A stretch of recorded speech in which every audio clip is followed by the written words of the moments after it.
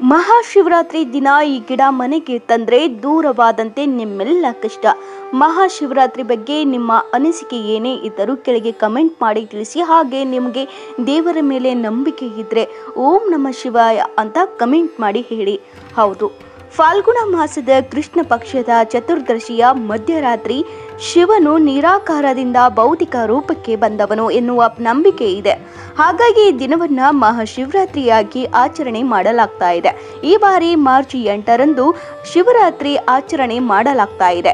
ಉಪವಾಸ, ಜಾಗರಣೆ, ಶಿವನಿಗೆ ವಿಶೇಷ ಅಭಿಷೇಕದ ಜೊತೆ ಮಹಾಶಿವರಾತ್ರಿ ದಿನ ಮನೆಗೆ ಕೆಲವು ಗಿಡಗಳನ್ನು ತಂದು ಬೆಳೆಸಿದ್ರೆ ಶುಭ ಎಂದು ಹೇಳಲಾಗುತ್ತದೆ.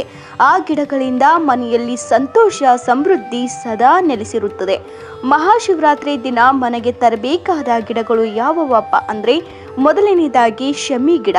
ಮಹಾಶಿವರಾತ್ರಿ ಎಂದು ಶಮಿ ಗಿಡವನ್ನ ಮನೆಗೆ ತನ್ನಿ.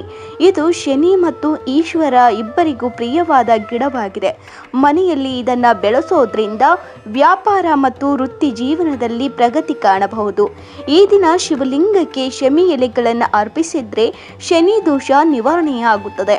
ಇನ್ನು ಎರಡನೇದಾಗಿ ಬಿಲ್ವಪತ್ರೆ ಗಿಡ. ಶಿವನಿಗೆ ಅತ್ಯಂತ ಪ್ರಿಯವಾದ ಗಿಡ ಇದು. ಶಿವನ ಭಕ್ತರು ಬಿಲ್ವಪತ್ರೆಯನ್ನ ಶಿವಲಿಂಗಕ್ಕೆ ಅರ್ಪಿಸುತ್ತಾರೆ.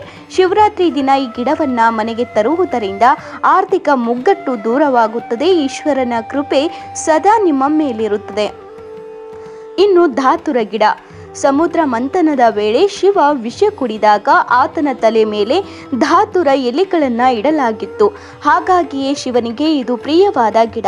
ಮಹಾಶಿವರಾತ್ರಿ ದಿನ ನೀವು ಧಾತುರ ಗಿಡವನ್ನ ಮನೆಯಲ್ಲಿ ನೆಟ್ಟರೆ ಸಂತೋಷ ನೆಲೆಸುತ್ತದೆ, ಪಿತೃದೋಷ ನಿವಾರಣೆಯಾಗುತ್ತದೆ. ನಿಮಗೆ ಈ ವಿಡಿಯೋ ಇಷ್ಟವೆನಿಸಿದ್ರೆ ಕೆಳಗೆ ಓಂ ನಮಃ ಶಿವಾಯ ಅಂತ ಕಮೆಂಟ್ ಮಾಡಿ ತಿಳಿಸಿ. ಧನ್ಯವಾದಗಳು.